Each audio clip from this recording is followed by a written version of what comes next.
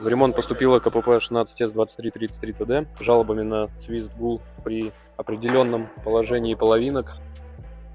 Разбираем заднюю часть. На планетарке болтаются пальцы. Разобрали коробку, разобрали вторичный вал. Под замену планетарка болтаются все пальцы. Первичный вал, выработка под опорный подшипник составной, цилиндры делителя половинок, цилиндры демультипликатора. Запчасти помыты, подготовлены к сборке. Собираем вторичный вал.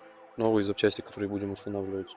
Новый первичный вал, сальники, резинки, планетарка с пальцами, опорный подшипник пилот, цилиндры демультипликатора и делителя половинок, новые прокладки.